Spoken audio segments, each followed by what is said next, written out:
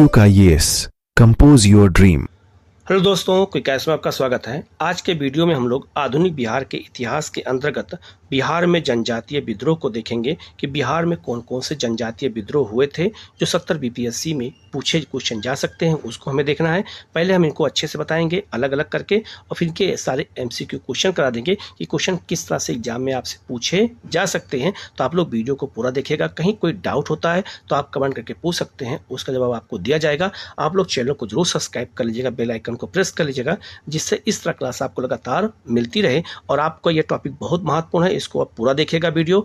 कहीं डाउट हो तो आप जरूर पूछिएगा, उसका जवाब आपको दिया जाएगा। वीडियो कैसा लगा आप कमेंट करके जरूर बताइएगा। हम लोग शुरू करते हैं सीधे लेसन की ओर। आज की वीडियो में हम लोग बिहार स्पेशल आधुनिक बिहार के इतिहास को देखेंगे। इसमें जो टॉपिक है वो बिहार में जनजातीय विद्रोह, बिहार में कौन कौन से जनजातीय विद्रोह हुए थे, बिहार स्पेशल हिस्ट्री के अंतर्गत हमें देखना है, क्योंकि यहाँ से क्वेश्चन एग्जाम में पूछे जाते हैं। बिहार में कौन कौन से जनजातीय विद्रोह हुए हैं, कौन से किसान विद्रोह हुए हैं, सब अलग अलग वीडियो में आपको प्रोवाइड कराऊंगा।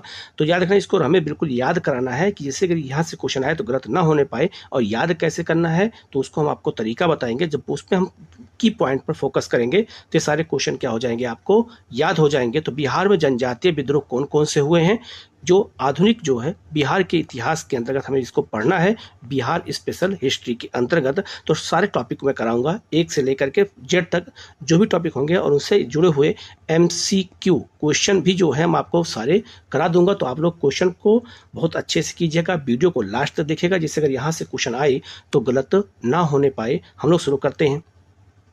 पहला है आपका नोनिया विद्रोह। नोनिया विद्रोह कहाँ पे हुआ था? यह बिहार में हुआ था। तो लिखा है कि नोनिया विद्रोह के अगर बारे में बात किया जाए तो यह विद्रोह कब हुआ था? तो 1770 से लेकर के 1800 ईस्वी के मध्य हुआ था। मध्य बिहार में हुआ था। मुख्य रूप से सोरा उत्पादन केंद्रों में हुआ था। कौन कौन से, ये भी पूछा जा सकता है कि बिहार में जब आधुनिक बिहार का इतिहास में जो है अंग्रेजों के समय में सोरा उत्पादन के लिए कौन कौन से क्षेत्र इंपॉर्टेंट थे, तो आपको बताना होगा। तिरहुत, हाजीपुर, सारण और पूर्णिया में जो है ये प्रमुख केंद्र किसके थे? सोरा के थे। ठीक है, तो सोरा जो है याद रखना, इससे जो है विस्फोटक पदार्थ बनाए जाते थे। तो सोरा के लिए बिहार बहुत प्रसिद्ध था। तो बिहार में कौन कौन केंद्र से प्रसिद्ध हैं, इसको आपको याद रखना है। तिरहुत, हाजीपुर, सारण और पूर्णिया, इसको आपको अच्छे से याद रखना पड़ेगा। ये क्वेश्चन पूछा जा सकता है कि सोरा उत्पादन के प्रमुख केंद्र कौन थे। और जो सोरा जो है चीज है, वस्तु है, याद रखना, इसी को लेकर के नोनिया विद्रोह हुआ था। तो क्यों हुआ था, कैसे हुआ था, इसको आगे देखते हैं। ठीक है, तो सोरा उत्पादक का कार्य मुख्य रूप से नोनिया समुदाय द्वारा किया जाता था। तो सोरा उत्पादन का काम कौन करता था बिहार में? नोनिया समुदाय के द्वारा होता था। तथा सोरा का उपयोग बारूद बनाने में किया जाता था। तो सोरा उत्पादन के लिए और अफीम उत्पादन के लिए बिहार अंग्रेजों के समय में बहुत प्रसिद्ध था, यह आपको याद रखना है। जो है असामी उसे कहते हैं, जो बिचौलिया होते हैं, वो कच्चा जो है सोरा ब्रिटिश कारखानों को देते थे। असामी लोग नोनिया को प्रति मन सोरा का मूल्य 12 रुपए से 15 आना में देते थे, जबकि अन्य व्यापारी जो कंपनी से संबंधित नहीं थे वो 3 से 4 रुपए प्रति मन सोरा देते थे। इसीलिए ये जो बिचौलिया थे, असामी लोग थे, ये लोग जो है नोनिया का क्या करते थे? शोषण करते थे और कम मूल्य पर खरीद के उसे अधिक से अधिक मूल्य पर अंग्रेजों को देते थे। इसीलिए जो है नोनिया समुदाय द्वारा गुप्त रूप से सोरे का व्यापार अन्य व्यापारियों से करने लगे। परिणाम स्वरूप अंग्रेजों ने नोनिया समुदाय के प्रति जो है क्रूरतापूर्वक कार्रवाई की, जिससे नोनिया समुदाय ने क्या किया? प्रबल विरोध किया। तो यही क्वेश्चन आपसे पूछा जा सकता है कि जो है सोरा उत्पादन का केंद्र कौन था, नोनिया विद्रोह कब हुआ था, नोनिया विद्रोह क्यों हुआ था, ये सारा आपको मैंने यहाँ बता दिया है। अब इससे जब जुड़ा हुआ क्वेश्चन देखेंगे तो हमें और डिटेल में चीज़ों को समझ में आएगा। तो नोनिया विद्रोह कहाँ हुआ था, इसको याद रखना है।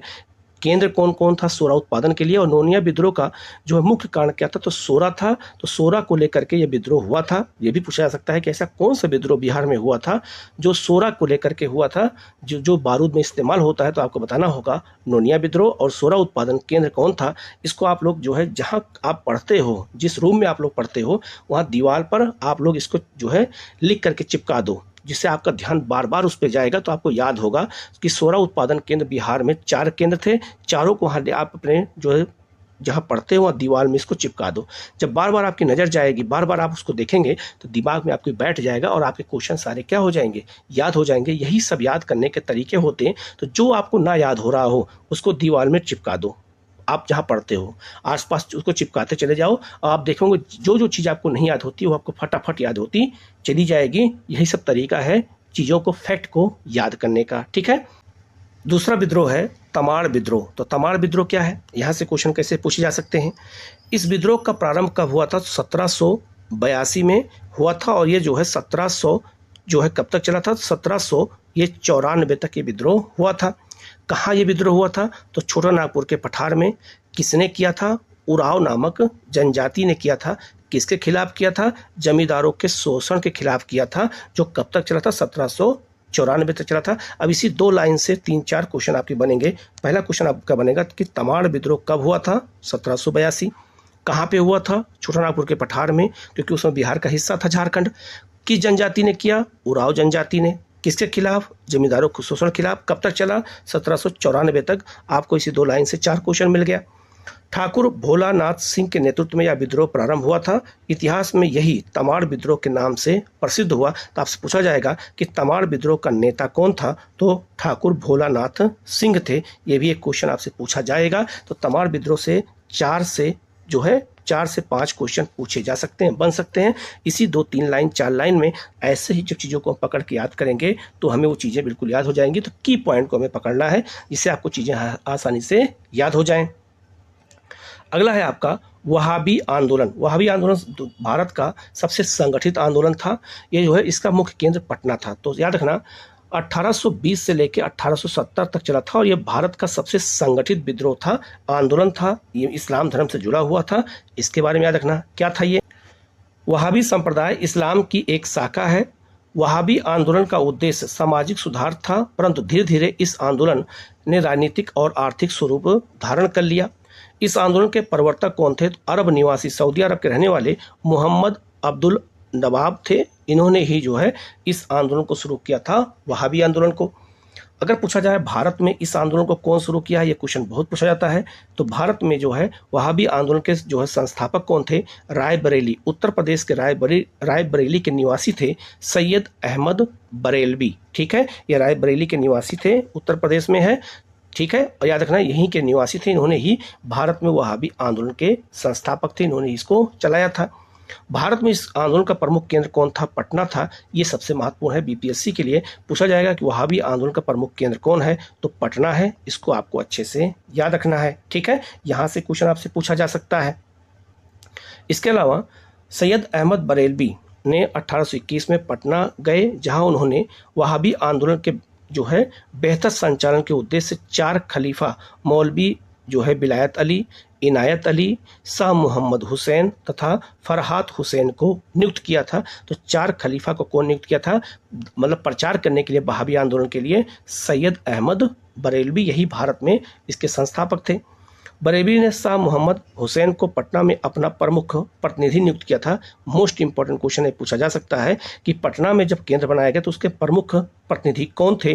तो याद रखना शाह मोहम्मद हुसैन थे। और ये क्या थे? तो एक खलीफा इनको नियुक्त किया गया था। और किसने नियुक्त किया था? सैयद अहमद बरेलवी ने किया था। 1822 से लेकर के और 1868 तक पटना वहाबी आंदोलन का प्रमुख केंद्र रहा, जिसके जो है प्रमुख नेता कौन थे? बिलायत अली खां थे। इन्होंने भी इसको महत्वपूर्ण बढ़ चढ़ के इसमें हिस्सा लिया था। ठीक है, अब आपको इसको याद हो जाएगा। नेक्स्ट क्वेश्चन आपका है विद्रोह है कोल विद्रोह, जो 1831-32 में चला था।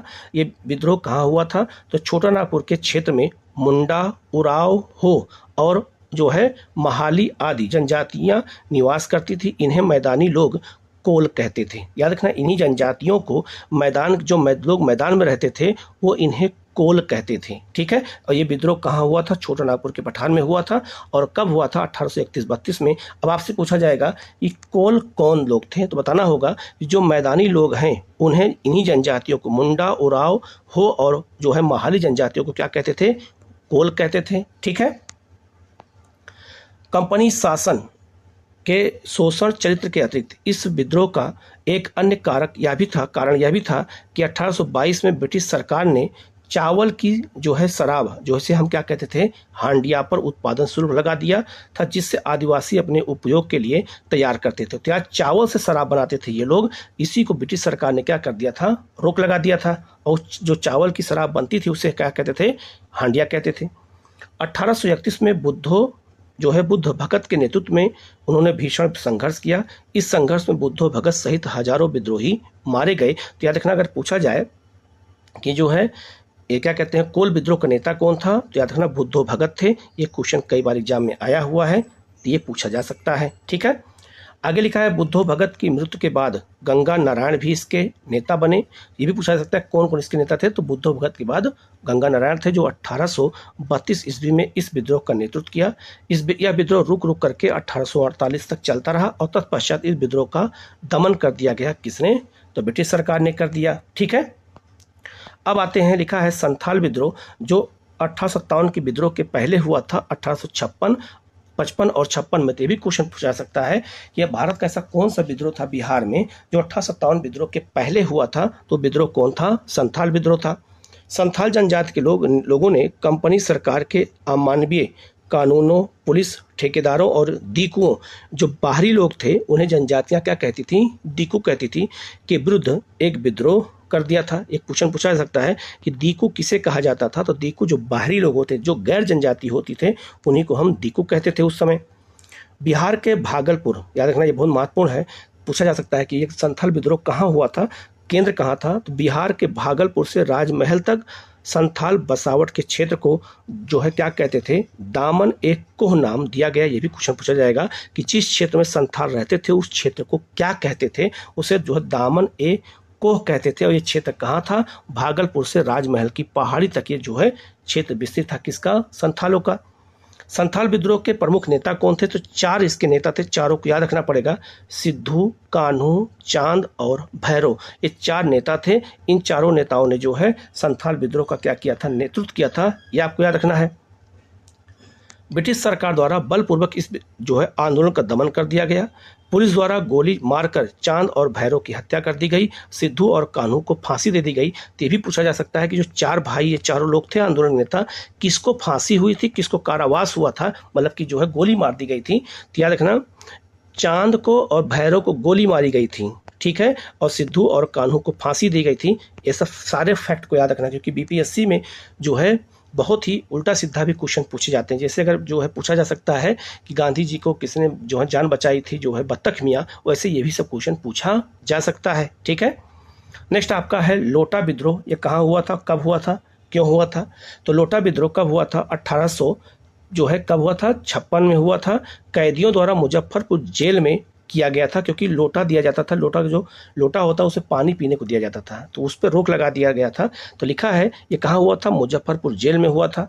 इसका प्रमुख कारण कैदियों को पहले जेल के अंदर पीतल का लोटा दिया जाता था, परंतु बाद में सरकार ने इसके स्थान पर मिट्टी का लोटा दिए जाने की घोषणा की, जिससे कारण कैदियों ने विद्रोह कर दिया था। तो पीतल के तो लोटा विद्रोह क्यों हुआ था, ये बात याद रखना कि पीतल के स्थान पर मिट्टी का लोटा दे दिया गया था, इसलिए लोटा विद्रोह हुआ था। कब हुआ था, 1856 में। कहाँ हुआ था, मुजफ्फरपुर जेल में हुआ था। इतनी बात आपको इसमें याद रखनी है। ठीक है, इसके बाद है आपका मुंडा विद्रोह। इसे हम कहते हैं जो है अल गुलान विद्रोह भी कहते हैं। तो आदिवासी विद्रोहों में सर्वाधिक प्रसिद्ध मुंडा विद्रोह था, जो 1895 से लेकर के 1900 ईस्वी तक चला था। बिरसा मुंडा के नेतृत्व में आरंभ हुआ था और इसे महान हलचल भी कहा जाता था। तो अगर पूछा जाए कि महान हलचल किस आदिवासी को कहा जाता था, नेता को, बिरसा मुंडा को। और मुंडा विद्रोह को याद रखना उल गुलान विद्रोह भी कहते हैं। याद रखना ये विद्रोह कब से कब हुआ था, 1895 से 1900 ईस्वी तक हुआ था। इन सारे की पॉइंट को याद रखना है। आगे लिखा है बिरसा मुंडा का जन्म कब हुआ था, तो 15 नवंबर को हुआ था। याद रखना कब, 1875 को झारखंड प्रदेश के रांची के जो है उलीहातू गांव में हुआ था। ये भी क्वेश्चन पूछा जा सकता है कि कहाँ हुआ था, उलीहातू नामक गांव में हुआ था। ठीक है, रांची में हुआ था। ये भी याद रखना, झारखंड में वर्तमान में। कब हुआ था, 15 नवंबर 1875 को हुआ था। ठीक है, आदिवासी गौरव दिवस, इसी दिन मोदी गवर्नमेंट ने आदिवासी गौरव दिवस, जनजातीय गौरव दिवस मनाने का निर्णय लिया है 15 नवंबर को, इन्हीं जन्मदिन पर। यह भी याद रखना, पूछा जा सकता है, क्योंकि जो है 17 नवंबर को पेपर है, 15 नवंबर को ये मनाया जाता है। आगे लिखा है इन्हें मिशनरियों के द्वारा शिक्षा प्राप्त हुई थी। कौन मिशनरी द्वारा? ईसाई मिशनरियों द्वारा बिरसा मुंडा को शिक्षा दी गई थी। वह जर्मन मिशनरियों के प्रभाव में आकर ईसाई बन गए थे। ये भी पूछा जा सकता है कि बिरसा मुंडा किसके प्रभाव में आकर, किस मिशनरी के प्रभाव में आकर ईसाई धर्म को अपनाया था कुछ समय के लिए? तो जर्मन मिशनरियों के प्रभाव से। इसके अतिरिक्त वह वैष्णव धर्म से भी प्रभावित थे, इसीलिए पुनः उन्होंने अपने पूर्वजों के धर्म को अपना लिया। बाद में उन्हें ईसाई धर्म क्या किया? छोड़ दिया। बिरसा मुंडा ने एकेश्वरवाद की स्थापना पर बल दिया। एक ईश्वर पर बल दिया। यह भी पूछा जा सकता है कि बिरसा मुंडा किस वाद पे विश्वास करते थे? तो एकेश्वरवाद विश्वास करते थे, याद रखना है। एक मान्यता के अनुसार 1895 में बिरसा को परमेश्वर के दर्शन हुए और वह पैगंबर होने का दावा करने लगे। तो अपने आप को पैगंबर भी घोषित किया था किसने? बिरसा मुंडा ने। उनका कहना था कि उनके पास निरोग की चमत्कारी शक्ति है, हम किसी भी रोग को ठीक कर सकते हैं।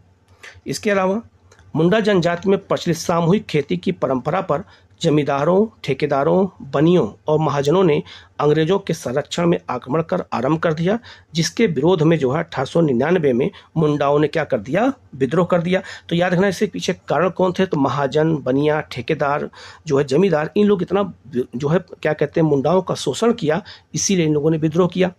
इस विद्रोह में मुंडा स्त्रियों ने भी भाग लिया और 1900 ईस्वी में विद्रोहियों ने पुलिस को अपना निशाना बनाया, परंतु जनवरी 1900 में किसने? तो सेलर के पहाड़ी पर ब्रिटिश सेना द्वारा पराजित हुई। ठीक है, कौन लोग? मुंडा लोग हो गए। कुछ समय पश्चात बिरसा मुंडा को पकड़ लिया गया और उनकी जेल में क्या हो गई? मृत्यु हो गई। तो उनकी मृत्यु के पश्चात यह विद्रोह क्या हो गया? शांत हो गया। ठीक है, अगला है आपका ताना भगत आंदोलन। यह 1914 में हुआ था। इस विद्रोह को भगत आंदोलन इसलिए कहा जाता है क्योंकि इसका नेतृत्व आदिवासियों के बीच उन लोगों ने किया था जो फकीर या धर्माचारी थे, इसीलिए इसको ताना भगत या भगत आंदोलन कहा गया। इस आंदोलन के प्रमुख नेता कौन थे? जतरा भगत थे, बलराम जगत थे। इन लोगों ने इसको नेतृत्व किया था ताना भगत आंदोलन को। तो जतरा भगत के बारे में पूछा जाता है, इसको अच्छे से रट लेना। ये क्वेश्चन अगर एग्जाम में आए तो गलत ना होने पाए। ठीक है, तो ये 8 प्रमुख विद्रोह हुए हैं जनजातियों के बिहार में, इसको अच्छे से याद कर लेना। इसका MCQ क्वेश्चन नेक्स्ट वीडियो में आपको मैं दूंगा, तो आप उसको प्रैक्टिस कर लेंगे तो आपके लिए ये आसान हो जाएगा और ये क्वेश्चन एग्जाम में आएगा तो गलत नहीं होगा। इसको बार बार आप लोग देखेगा, जो चीज़ याद ना हो आपने जहाँ पढ़ते हैं वहाँ दीवार पर लिख लीजिए, बार बार उसको देखते रहेंगे तो आपको याद हो जाएगा। सारे फैक्ट आपको एग्जाम में अगर आएंगे तो गलत नहीं होंगे। तो आप ऐसे ही तरीकों की जब इस्तेमाल करोगे तभी आपकी पढ़ाई अच्छे से होगी और आपके सारे कॉन्सेप्ट क्लियर हो जाएंगे। बाकी आपको कहीं कोई डाउट हो तो आप हमें कभी भी पूछेंगे तो उसका जवाब मैं आपको जरूर दूंगा। आप लोग चैनल को जरूर सब्सक्राइब कर लीजिएगा, बेल आइकन को प्रेस कर लीजिएगा, जिससे इस तरह क्लास आपको लगातार मिलती रहे। Okay, thank you.